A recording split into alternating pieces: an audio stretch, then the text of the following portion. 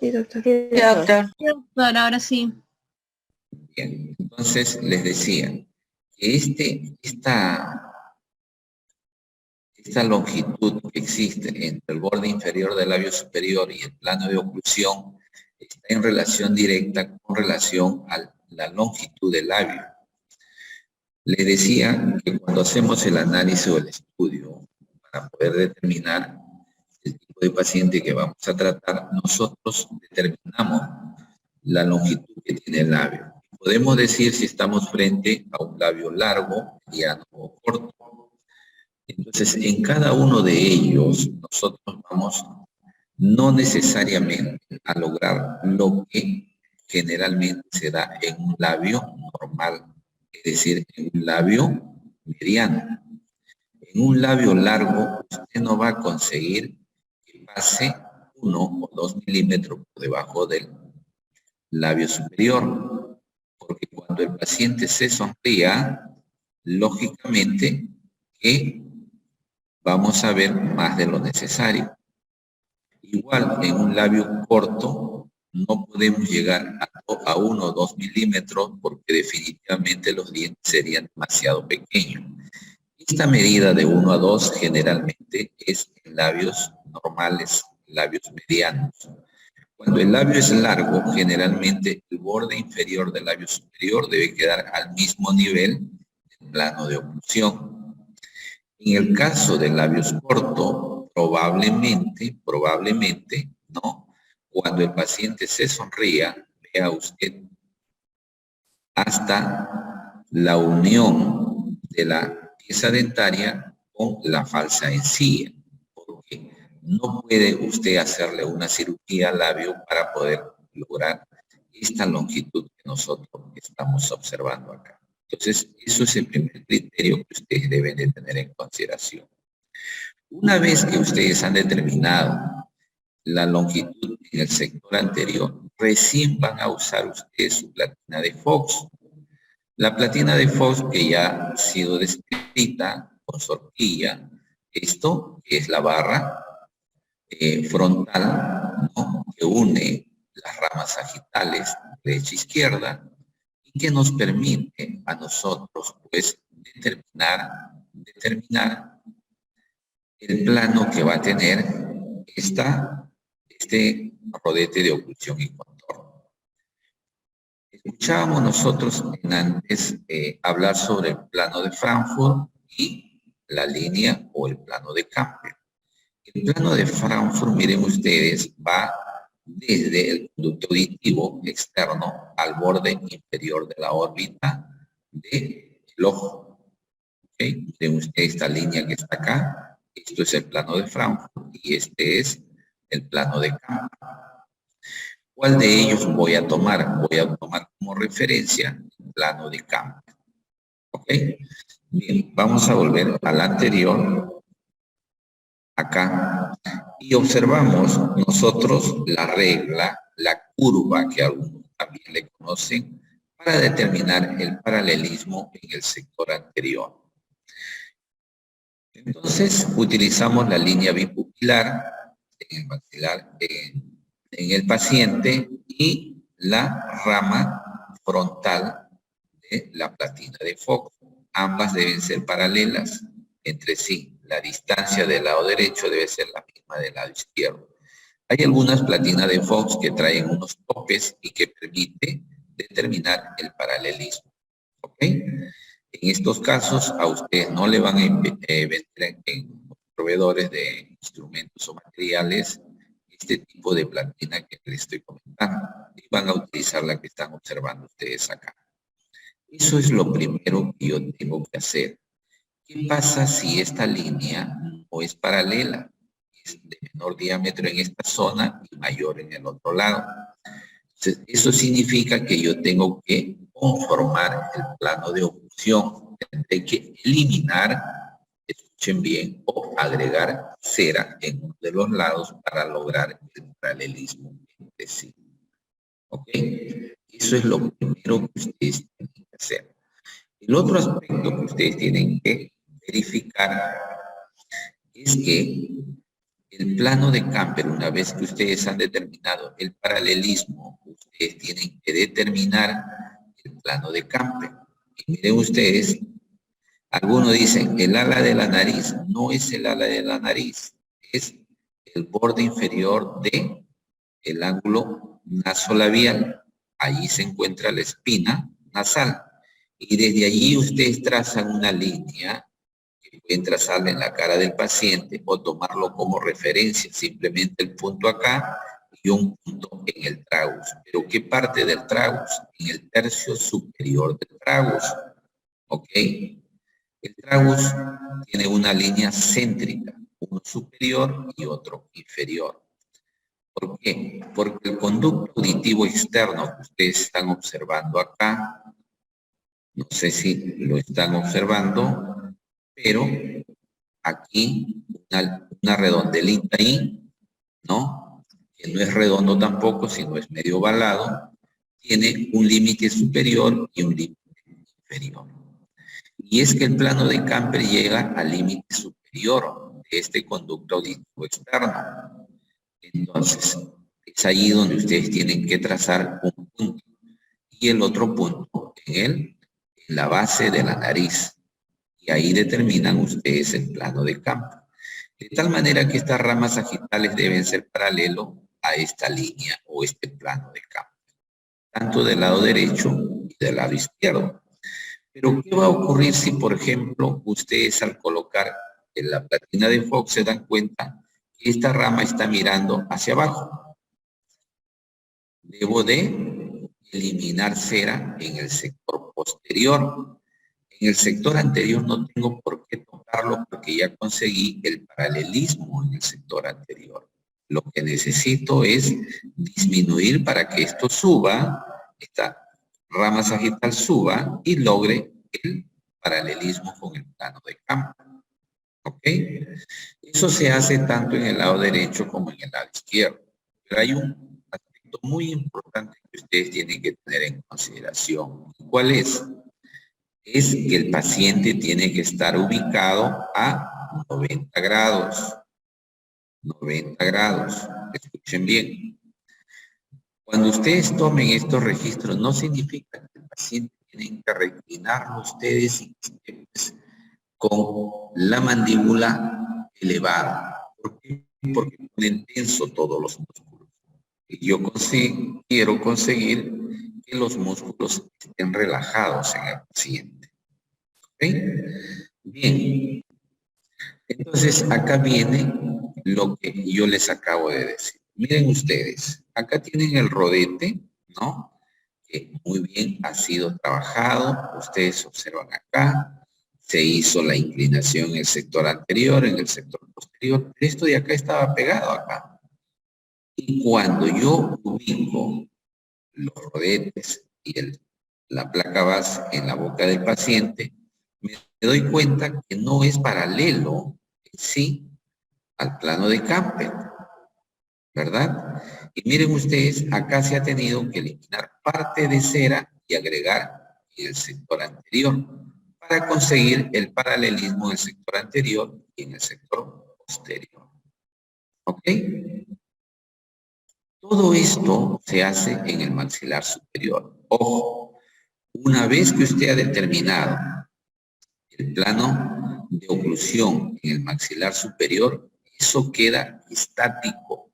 Escuchen bien, no tienen ustedes por qué modificarlo. Eso queda allí. A partir de que ustedes determinan el plano de oclusión en el maxilar superior, ustedes van a trabajar ahora en el maxilar inferior. ¿Para qué? Para conseguir posteriormente la dimensión vertical. Y miren ustedes, acá también ocurre lo mismo. Se dan cuenta que cuando ya se instala el maxilar, la placa base y el rodete del maxilar inferior, el paciente queda así, con la boca abierta. Y eso más de uno se ha alarmado. Llega al escritorio del docente y le dice, doctor, el paciente no cierra la boca. ¿Y por qué no cierra la boca? No sé, le he puesto allí y no cierra la boca. Y es que justamente por esto, que hay un contacto en el sector posterior, a manera de una tijera, hace el contacto y no cierra, pues, ¿no? Entonces hay que hacer los cortes pertinentes para lograr el contacto, como ustedes observan en esta imagen de acá. Doctor, tengo Sí. una duda respecto a la diapositiva anterior. No sé si podría regresarlo, por favor. Ya, en la segunda imagen usted dice, ya luego, o bueno, suponiendo, ¿no? Que mi paciente queda así con la boca abierta, ¿y en qué me baso para decir que el corte tengo que hacer? En inferior, más no de repente en ambas arcadas. No, por eso le digo, cuando usted determina el plano de oclusión en el sector superior, ya usted consiguió el paralelismo en el sector anterior y el sector posterior. Ya eso es ahí inamovible. No se tiene que trabajar ya en el maxilar superior. Porque si ustedes eliminan cera en el sector posterior, en el superior ya no va a quedar paralelo. Imagínese usted que yo cometa el error de hacer lo siguiente. Como no cierra, yo retiro esto acá.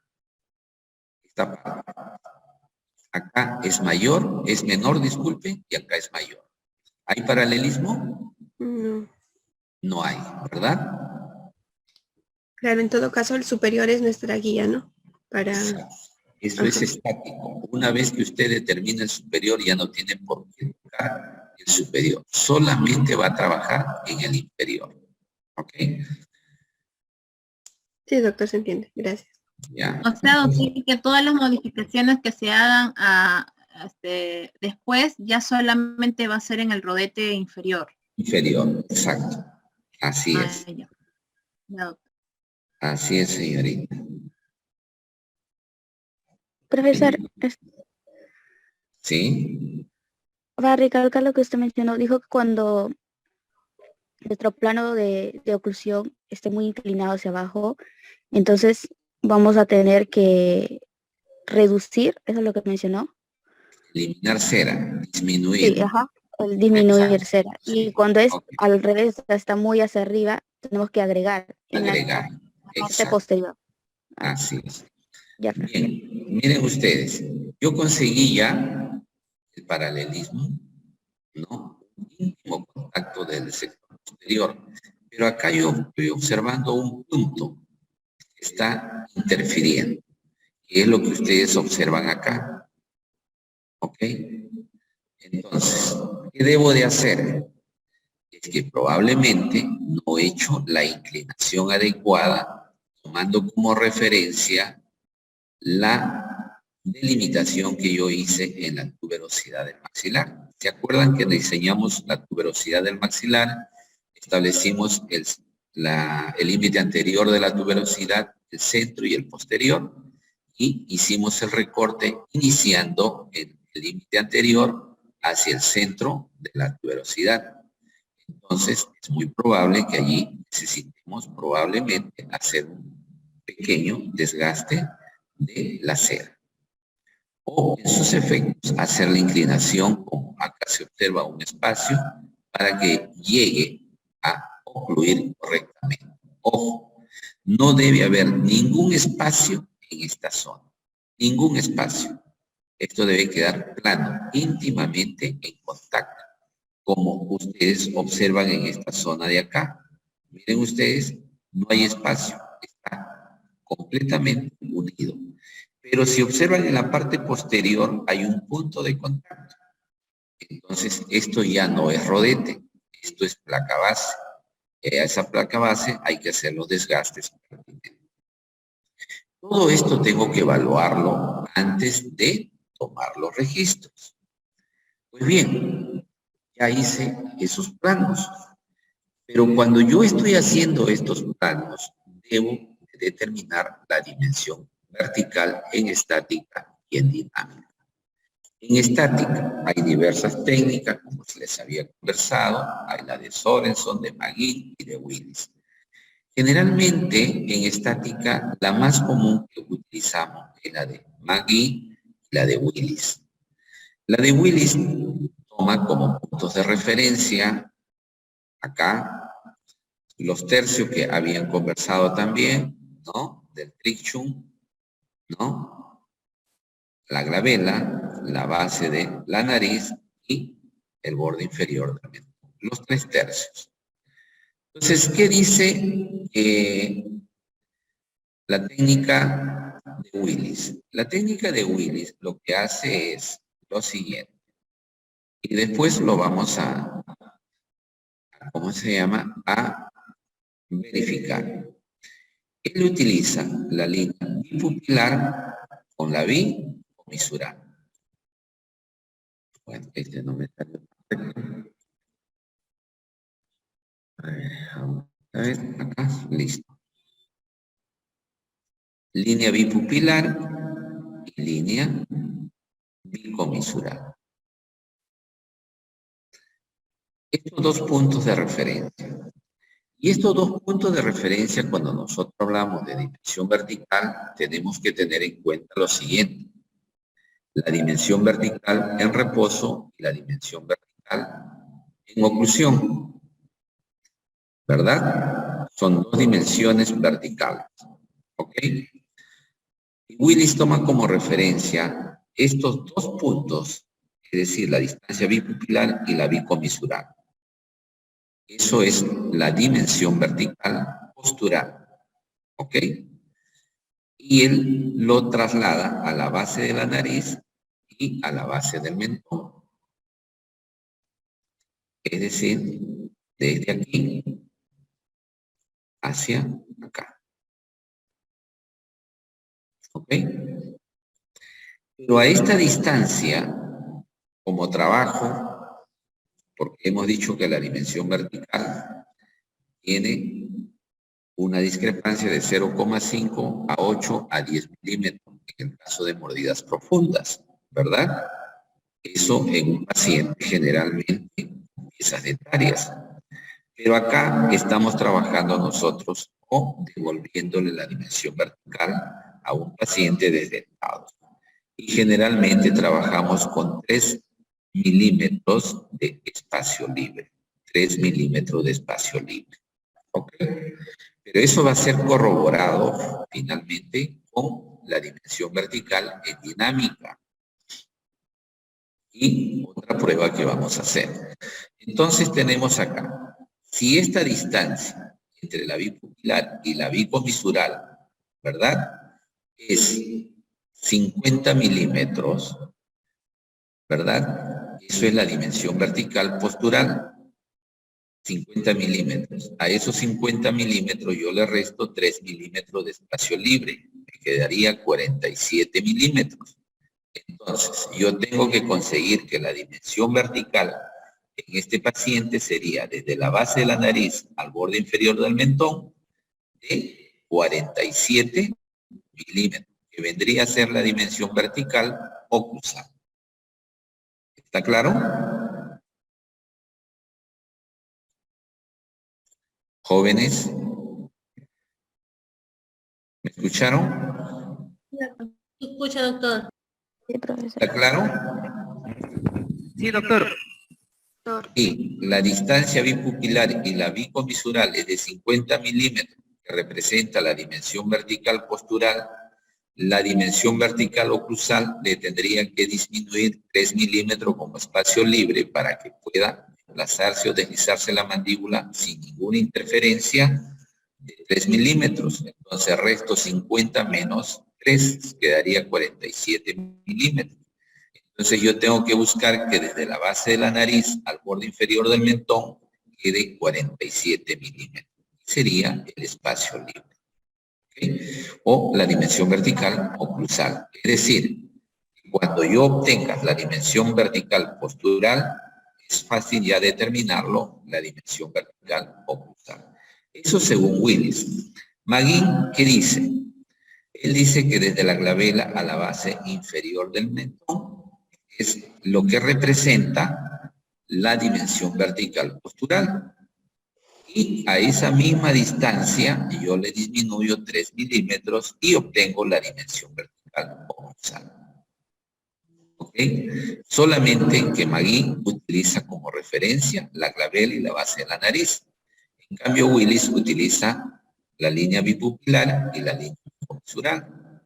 ¿Ok? Y hay otras técnicas, otros que utilizan el borde superior de la oreja, el borde inferior, y luego le disminuyen y obtienen la dimensión vertical. Es decir, hay diversas técnicas. No nos hagamos tanto complejo, ¿no? Ustedes les doy la libertad de elegir la técnica que ustedes crean conveniente para obtener la dimensión vertical. ¿Ok? Pero bajo esa premisa. ¿Sí? ¿Alguna pregunta? Sí, profesor, siempre en la dimensión vertical o cruzal tiene que ir 3 milímetros menos por el espacio libre. Exactamente. Pero en la segunda forma, ahí sí son las mismas medidas, ¿no? Tanto del punto de la Así es. Esa es la ecuación que utiliza Silverman, ¿no? Para Doctor, determinar el espacio libre. ¿Sí, señor? una pregunta. Sí. En el rodete, en la parte inferior, se marca la altura de la parte inferior, del maxilar inferior del bermellón, o sea, de la parte húmeda. No te entiendo. ¿Me dices en el rodete? O sea, en sí, ¿cuál es el punto de referencia en el rodete en la parte inferior de lo que es el bermellón? En la parte inferior. ¿Sí me entendió? No te entiendo. No te entiendo. A ver. ¿Cuál es el punto de referencia o sea, que se encuentra a la altura de la parte húmeda del maxilar inferior del bermellón? Ah, ya. Ya sé a lo que me estás refiriendo. Tú tienes acá, este es el borde superior probablemente, del rodete inferior, ¿verdad? Tú lo que quieres saber es, acá yo tengo el bermellón del labio, ¿sí? Señor, Sí, doctor. ya, tú quieres saber a qué altura queda, ¿sí? Así es, la altura. Generalmente, cuando nosotros trabajamos en el maxilar superior, hemos dicho a 1 milímetro del borde inferior del bermellón del labio hacia el plano de oclusión. En el inferior hay dos posibilidades. Uno, cuando el paciente abre la boca, el borde superior del bermellón del labio debe quedar al mismo nivel del plano de oclusión del rodete inferior, o puede quedar por debajo del bermellón, es decir, esta zona de acá sube el bermejo del labio y aparece el plano de oclusión por debajo. Eso es lo correcto. No es lo correcto que el plano de oclusión esté por encima del bermellón del labio, porque si no va a quedar como un perrito chihuahueño, ¿no? Mostrando los dientes inferiores, y ese no es el propósito. ¿Ok? Eso lo vamos a ver en práctica. ¿Ok? Esa es la diferencia. Doctor. ¿Sí? Sí, con respecto a un trabajo que de hoy día, el tema de cómo va a ser de la semana de hoy día, el que está en la plataforma. No lo he revisado, hijo. Ustedes lo tienen a la mano, revísenlo y cualquier cosa me escriben y yo les contesto. ¿Ok? Ya, doctor. Ya. Ahora, vamos a la prueba en dinámica. La prueba en dinámica significa que el paciente va a realizar ciertos movimientos para poder nosotros verificar la dimensión vertical. Y la prueba es una prueba de fonética. Se hace uso de dos sílabas, la F y la S. La F, que le va a determinar la longitud del rodete. Y la S, que va a determinar la dimensión vertical, que es correcta. Entonces, ¿qué van a hacer ustedes acá? Lo que van a pedirle al paciente es que pronuncie palabras con F, ¿no? Con F. Todas las palabras que sea posible con F. ¿Ok? Y cuando ustedes quieren ver la dimensión vertical y escuchar que todo está correcto, ustedes le van a indicar al paciente que nos diga palabras con la S, ¿no? Susana, les digo Mississippi, y esas palabras que son un poco que determina el grado de vocalización que se realiza durante la emisión de las palabras, ¿no? Si usted observa o escucha que no pronuncia correctamente, entonces estamos en un problema. Podría ser que el espacio que existe entre el dorso de la lengua y la bóveda palatina no es el indicado, de tal manera que se escucha como un silbido, ¿no? O sea, no se escucha correctamente la pronunciación de las palabras. Entonces, hay que hacer correcciones, solo en esos casos. Vuelvo a insistir, eso solamente se hace en el maxilar inferior. El maxilar superior no tienen por qué tocarlos. Ojo, escuchen bien. Solamente las modificaciones se hacen en maxilar inferior. ¿Ok? Entonces, hay dos formas de poder determinar la dimensión vertical. Y esto no queda solamente cuando estamos en rodete, porque vamos a hacer cuando hagamos la prueba del alineamiento dentario del sector anterior, también vamos a verificar la fonética. Y cuando vamos a hacer nosotros el alineamiento de los dientes posteriores, volvemos a determinar la fonética. Y cuando van a hacer la instalación de las prótesis, también vamos a verificar la fonética. ¿Ok? Entonces, ¿qué vamos a determinar en la dimensión vertical o oclusión habitual? Miren ustedes, acá todavía no estamos hablando de relación intermaxilar joven, solamente estamos verificando nosotros los rodetes. Miren, tiene que ocluir tal conforme ustedes observan acá, en toda su extensión. No es que aquí haya un espacio, acá haya contacto y vuelve otro espacio, no. Tiene que quedar correctamente bien establecido. Eso es lo primero que ustedes tienen que verificar. Tienen que verificar la ubicación de los rodetes en la boca del paciente.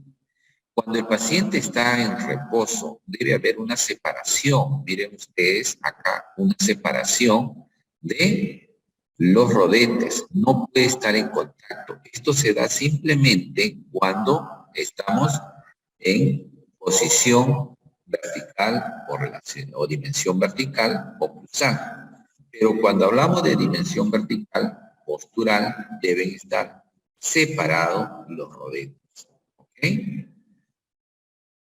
Esto generalmente, esta imagen que ustedes observan acá, esto es cuando el paciente no tiene rodetes. Miren ustedes, los tejidos se van hacia la zona posterior. Pero una vez que ya se instalan los rodetes en la boca del paciente, miren, cambia la textura de los labios y el bermejo del labio es más visible, ¿no? De tal manera, pues, que cambia la cara del paciente. Y viene la parte final ya de lo que es las referencias para el montaje de los dientes artificiales. Y aquí hay algunos registros que tenemos que hacer. Uno que es determinar la línea media. ¿Y qué vamos a hacer para determinar la línea media? La línea media se determina por el centro o el filtro. Hay dos referencias anatómicas. Uno que es el frenillo labial superior y el otro que es el filtro, la hendidura que nosotros tenemos en la zona anterior del labio superior. Ubican ustedes el centro, simplemente con su lectrón le hacen un trazo, como están observando ahí, en sentido vertical. ¿Okay? Lo otro es determinar la línea de sonrisa o la línea blanca. ¿Qué tienen que hacer? Bueno, se pondrán a bailar, se pondrán a hacer un chiste al paciente, de tal manera que ejerza una sonrisa.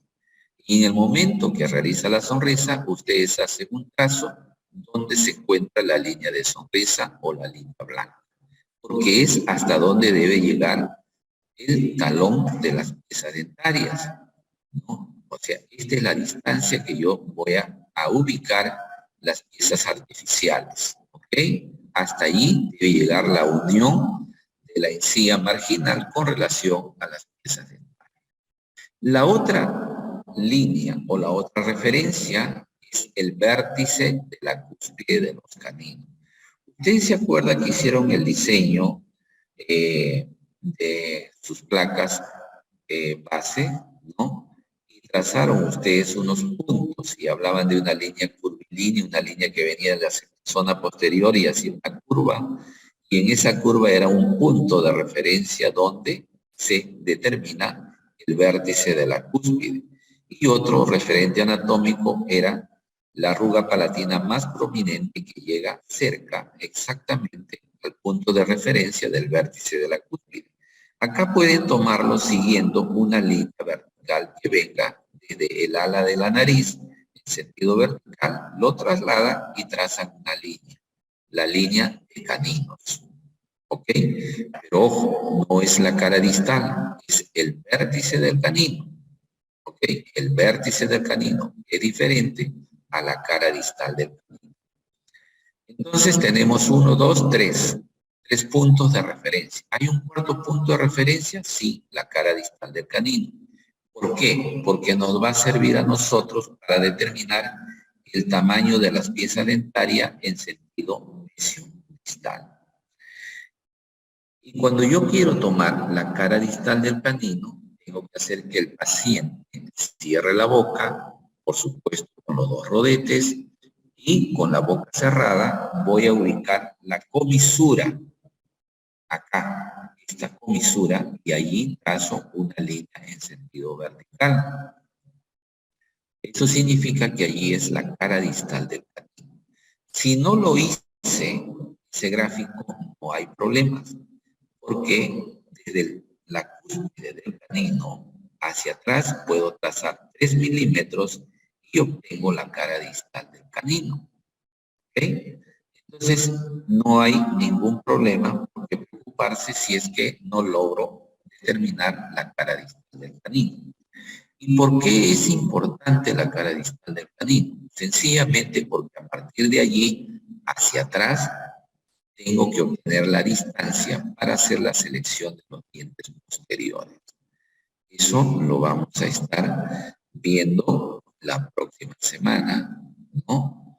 Entonces, miren ustedes, acá están los trazos, ¿no?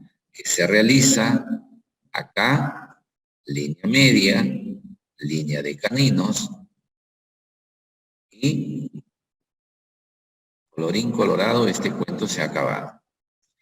¿Alguna pregunta, jóvenes?